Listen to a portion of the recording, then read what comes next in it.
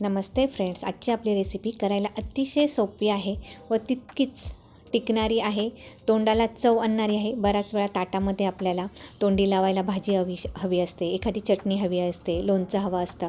आपली आजची रेसिपी आहे लिंबाचं आंबट गोड चवीचं हे बनवलेलं लोणचं। त्यासाठी मी इथे 6 लिंब स्वच्छ धुवून कोरडी करून घेतलेली आहेत। आता त्याचे आपण छोटे छोटे काप देऊन त्यामधले बिया काढून घ्यायच्या।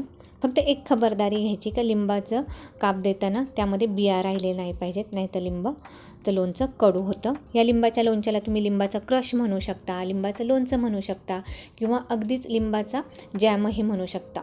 कारण का हा तोंडी लावण्याबरोबर मुलांना चपातीबरोबर रोल करून द्यायला अतिशय टेस्टी लागतो किंवा ब्रेडला लावून जरी दिला तरी मुलं अतिशय आवडीने खातात। तसंही हिवाळ्यामध्ये लिंब स्वस्त होतात व कागदी लिंब, जी पातळ सालीची लिंब असतात ना, भरपूर रसवाली, ती इझिली अवेलेबल होतात। त्यामुळे ह्या दिवसामध्ये आपण लिंबापासून बनवणाऱ्या भरपूर रेसिपीज तयार करू शकतो। लिंबाचं हे आंबट गोड चवीचं लोणचं म्हणा किंवा सुधारस म्हणा, वर्षानुवर्षे हे टिकतात व्यवस्थित जर पाणी न लावता ठेवले काचेच्या भांड्यामध्ये, एअरटाईट डब्यामध्ये वगैरे, तर छान राहतात व जेवढे मुरतात ना तेवढे त्या टेस्टीही लागतात।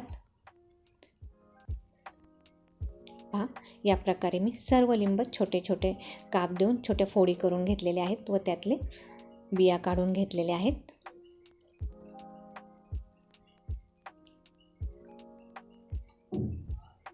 आता मिक्सरच्या भांड्यामध्ये ते आपण बारीक करून घेऊया।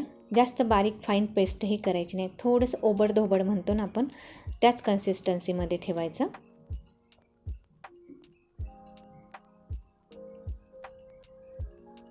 आता मिक्सरला हे मी बारीक करून घेते।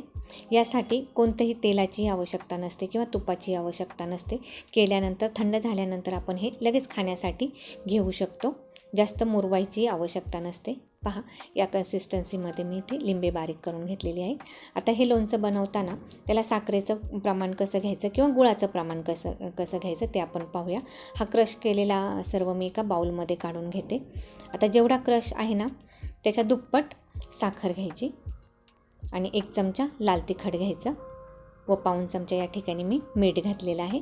आता गॅसवरती कढई गरम केल्यानंतर सर्व हे लिंबाचा क्रश कढईमध्ये टाकून घेऊया व सर्व साखर ॲड करूया त्यामध्ये।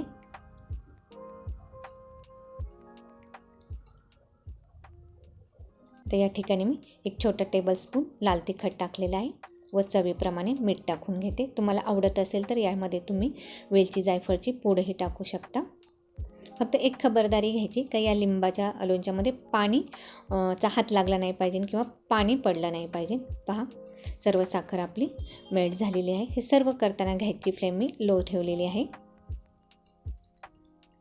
साखर मेल्ट झाली की लो फ्लेमवरती चमच्याने सारखं हलवत राहायचं। आता ह्या लोणच्याला छानसा कलर येण्यासाठी या ठिकाणी मी 1 टेबलस्पून काश्मीरी लाल तिखट घेतलेलं आहे। काश्मीरी लाल तिखट घेतल्यानंतर व्यवस्थित ते मिक्स करून घ्यायचं। आपल्या लिंबाच्या क्रशला आता छान उकळी फुटलेली आहे। उकळी फुटल्यानंतर 1 मिनिटभरासाठी ते मीडियम फ्लेमवरती हलवायचं व लगेच गॅसची फ्लेम बंद करून घ्यायची। जास्त घट्टही करून घ्यायचं नाही। तुम्हाला जर लिंबाचे सालीचे मोठे मोठे क्रश किंवा तुकडे राहिले त्याचे वाटले तर ते तुम्ही चमच्याने एका बाजूला काढूनही घेऊ शकता। पहा, थंड झाल्यानंतर या कन्सिस्टन्सीमध्ये आपलं लिंबाचं लोणचं तयार झालेलं आहे।